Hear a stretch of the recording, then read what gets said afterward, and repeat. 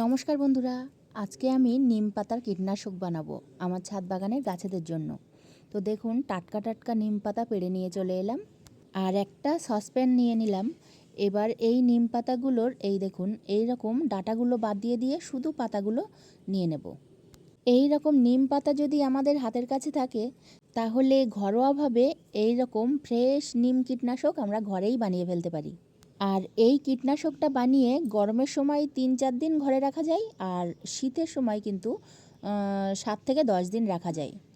রাখা যায় বলতে রেখে রেখে ব্যবহার করা যায় একবার বানিয়ে। এই দেখুন, এবার এই পাতাগুলোর মধ্যে জল দিয়ে দিলাম। বেশ অনেকটা পরিমাণে জল দিয়ে কিন্তু পাতাগুলো ফোটাবো।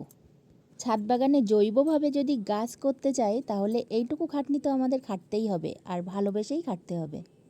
আর এই যে বাকি যে ডালগুলো থাকলো এগুলোও কিন্তু ফেলবো না। এত কষ্ট করে গাছ থেকে পেড়ে আনলাম, আর এগুলো তো ফেললে চলবে না। এগুলো আমরা যেখানে সবজির খোসা পচা সার বানাতে দিই সেখানেই কিন্তু এগুলো দিয়ে দেব।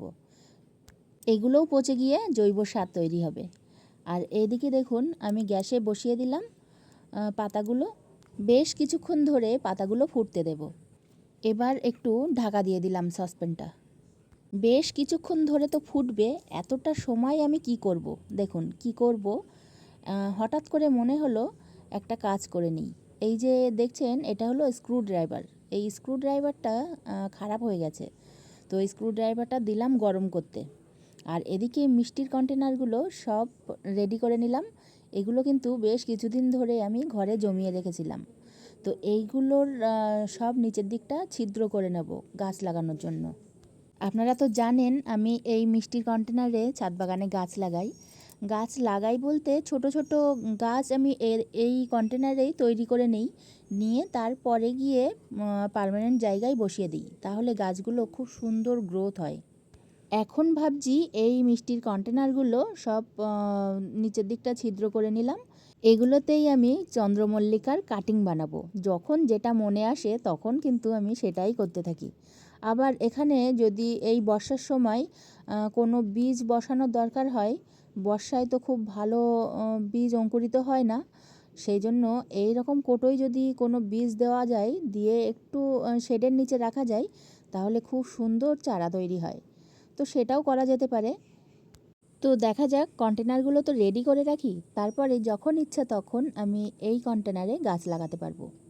এদিকে কন্টেনারগুলো সব ছিদ্র করে নেওয়া হয়ে গেল। এবার গুছিয়ে রেখে দিচ্ছি।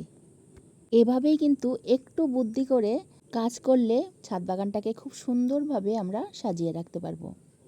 এদিকে বেশ অনেকক্ষণই হলো পাতাগুলো ফুটেছে।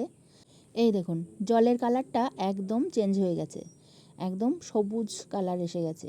এই রকম যখন সবুজ কালার এসে যাবে তখনই জানবেন আমার ফোটানো কমপ্লিট। এবার গ্যাসটা বন্ধ করে রেখে দেব ঠান্ডা হওয়া পর্যন্ত। এবার জলটা পুরোপুরি ঠান্ডা হয়ে গেছে, নিয়ে চলে এলাম ছাদ বাগানে। এই দেখুন, পাতাগুলো একটু ভালো করে মেখে মেখে চেপে নিয়ে সরিয়ে নেব। এই পাতাগুলোও কিন্তু ফেলবো না, এগুলোও রেখে দেব আমি যেখানে সবজির খোসা পচাতে দিই সেখানেই কিন্তু দিয়ে দেব। এই কীটনাশকটা বানানোর পরে যদি কোনো গাছে অতিরিক্ত পোকা লেগে যায় তাহলে পরপর কিন্তু ৪-৫ দিন একটানা দিতে হবে, তাহলে পোকাটা ছাড়িয়ে যাবে। আর ভালো গাছেও কিন্তু দেওয়া যাবে যাতে পোকা না লাগে। পাতাগুলো সব তুলে নিয়ে এখানে একটু দিয়ে দেব হলুদ, ১ চামচ মতো হলুদ দেব, তাহলে গাছে যে এই বর্ষার সময় একটু পিঁপড়ে হচ্ছে সে পিঁপড়েটাও থাকবে না। আমার ছাদ বাগানের বরবটি গাছগুলোতে পিঁপড়ে ধরেছে, ওই জন্য কিন্তু আমি একটু হলুদ মিশিয়ে নিলাম। আপনারা চাইলে না দিতেও পারেন, তবে এর মধ্যে একটু যদি হ্যান্ড ওয়াশ বা শ্যাম্পু দেওয়া যায় তাহলেও কিন্তু ভালো কাজ হয়। তো আমি এখানে শুধু আজকে হলুদটাই দেব, তার কারণ বরবটি গাছ থেকে আমি পিঁপড়ে তাড়াতে চাই। আবার দেখছি কিছু কিছু লঙ্কা গাছেও পিঁপড়ে হচ্ছে, তো সেটার জন্যই কিন্তু আমি হলুদটা ব্যবহার করলাম। আর এই কীটনাশকটা সব সময় কিন্তু বিকালে স্প্রে করতে হবে। সকালের দিকে বা রৌদ্রে এই কীটনাশকটা স্প্রে করা যাবে না। এই কীটনাশকটা স্প্রে করার পরে গাছে যদি সবজি থাকে তাহলে কিন্তু সেই সবজিগুলো ২ দিন পর্যন্ত তিতো ভাব থাকে, তারপরে আবার ঠিক হয়ে যায়। তো এটাই বলার যে যদি আপনাদের সবজি গাছে সবজি থাকে তাহলে সবজিটা স্প্রে করার আগেই তুলে নিতে পারেন, অথবা 2 দিন পরে তুললে ভালো হয়। আর নিম পাতা আর হলুদ তো কোনো খারাপ জিনিস না, শুধু একটু তেতো ভাব থাকবে তাই বললাম। তাহলে এইভাবেই কিন্তু আমরা ছাদ বাগানের সমস্ত গাছে স্প্রে করে দেব।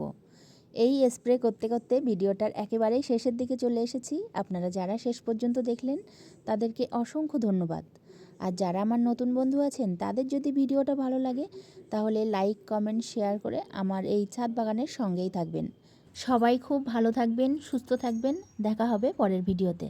আজকের মতো এটুকুই। টাটা।